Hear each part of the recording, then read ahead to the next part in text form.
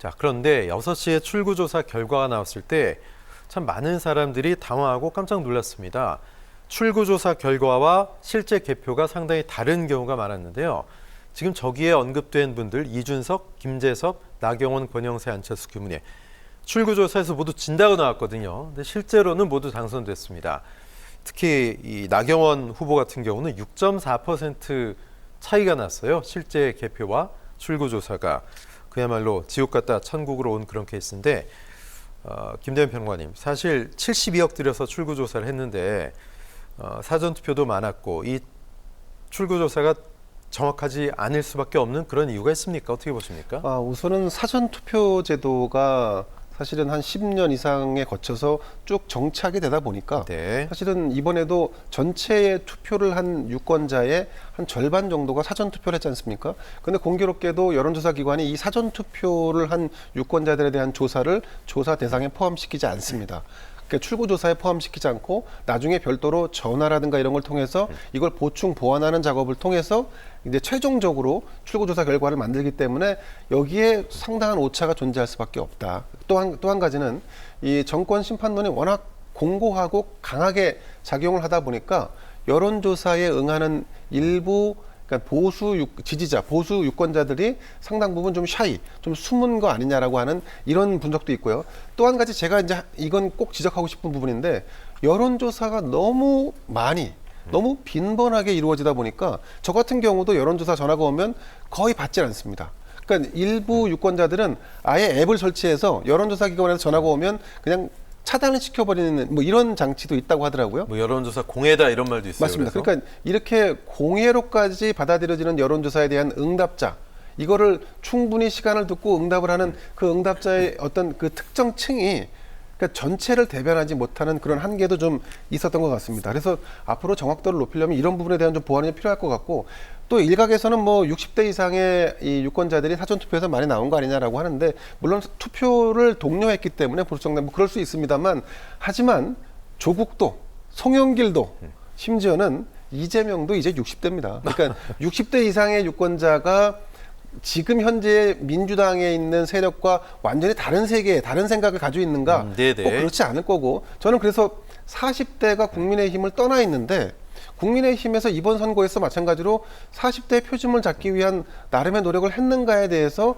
이거는 아마 이 선거 백서를 만들 때 심도 깊게 반추해 봐야 할 대목이라고 봅니다. 어떤 특정 계층과 특정 세대 아니면 특정 성별이 우리 당과 혹은 저 당과 밀접하거나 멀어져 있다라고 판단하는 것은 너무 단층적인 계산이기 때문에 이런 부분에 대해서는 좀 총체적인 이 선거 이후의 백서가 좀 기대를 좀 해볼 만한 대목이고, 저는 그 점에서는 국민의힘이 조금 더 심혈을 기울였으면 좋겠습니다. 네, 좀 전에 보셨듯이 출구조사 결과와 다르게 다 뒤집히고 천국과 지옥 오간 그런 후보들이 다 보수 후보들인데, 이번 선거가 워낙 정권 심판론이 강하게 작동을 했기 때문에 여론조사나 출구조사 시 내가 국민의힘 후보 찍었다 이렇게 응답하기가 좀 꺼려졌던 그런 유권자들이 많았던 게 아니냐, 소위 샤이 보수도 이런 여론조사, 출구조사에서도 존재했던 게 아니냐 이런 분석도 있는데요. 박 교수님 어떻게 보세요? 네, 샤이 보수가 나타났습니다. 나타났는데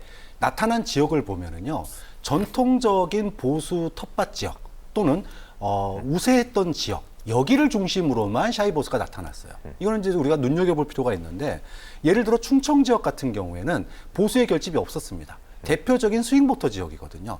어떤 한쪽에만 지지하는 게 아니라 때에 따라서 바뀌는 지역에서는 샤이 보수가 안 나타납니다. 그런데 전통적인 보수 텃밭이나 우세 지역에서는 나타났다. 왜 나타났냐?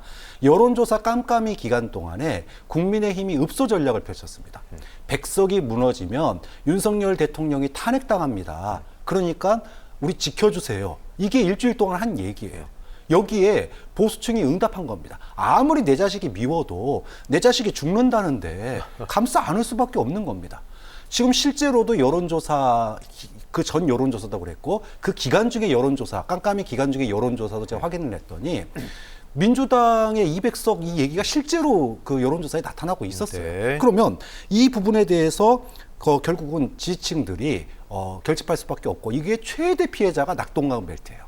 낙동강 벨트에서 애초에 우세했던 민주당 지역들이 이런 그 소위 보수의 샤이 보수의 결집으로 인해 가지고 줄줄이 다 부산에서 한 석밖에 못 얻었어요. 부산, 경남이 다 빨간불이 들어왔어요. 그렇죠. 네. 이거는 저는 민주당이 대승을 하는 그 분위기 속에서 소위 말해서 탄핵은 막아야 된다라고 하는 또는 이런 보수층의 결집은 뭐 불가피한 일이라고 봅니다. 민주당이 세금 낸 거라고 보고 네네. 이제 수도권의 일부 이제 그 보수 지역도 마찬가지예요. 그러니까 동작, 용산, 분당 이게 이제 가장 대표적인 예. 보수 우세 지역인데 여기서도 이제 그런 샤이 보수가 다 나타난 거죠. 근데 그 기타 지역에서는 안 나타났어요.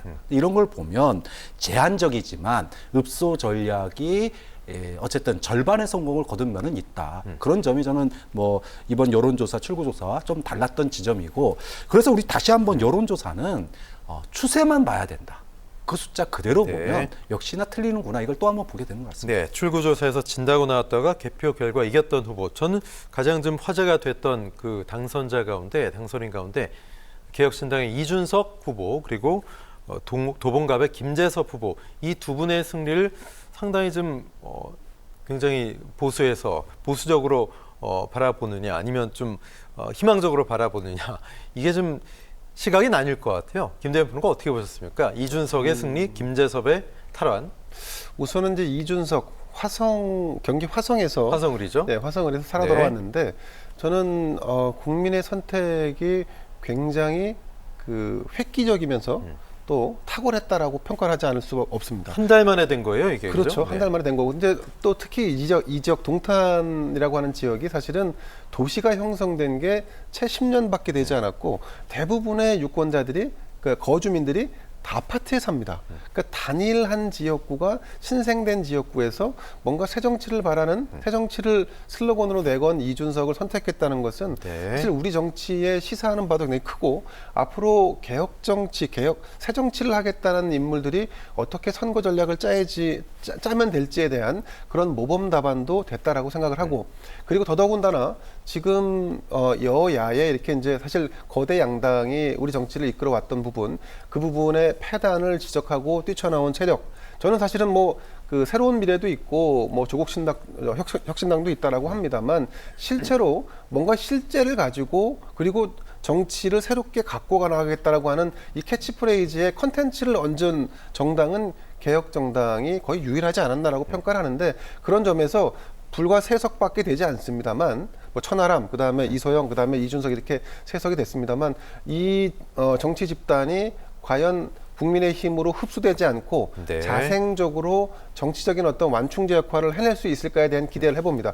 또 한 명 김재섭 이 도봉갑 저는 사실은 안기령 후보와 경쟁해서 아무리 이 김재섭 후보가 뛰어나고 바닥을 훑는다 하더라도 기본적으로 험지기 때문에 안기령 후보가 민주당 후보가 이길 거라고 이렇게 예측을 했었는데 그런 예측을 꺾고 아마 대다수의 예측을 뒤엎고 당선됐다는 점에서 보면은 이준석보다 훨씬 더 파격적인 결과를 낳은 거라고 봅니다. 저는 이 강북 지역에서 유일한 당선자, 국민의힘 소속으로 강북 지역 유일한 당선자가 된 김재섭 이 후보가 향후에 당내에서 뭐 최고위원이든 뭐든 당을 주도적으로 끌어나가는 데 있어서 수도권의 민심과 특히나 이 민주당이 다 장악하고 있는 강북 지역의 민심을 전달하는 매우 중요한 역할을 맡게 될 거라는 점에서 큰 기대를 하고 있습니다. 네. 자, 총선 막판 민주당 악재로 상당히 힘들어했던 또 악재 때문에 여러 공격을 받았던 후보들. 하지만 결과는 웃었습니다. 양문석, 김준혁 두 후보. 뭐 양문석 후보는 압도적으로 시종 일관 내내 이겼고요. 김준혁 후보는 이수정 후보와 엎치락뒤치락하다가 근소한 표차로 50.86 당선이 됐습니다.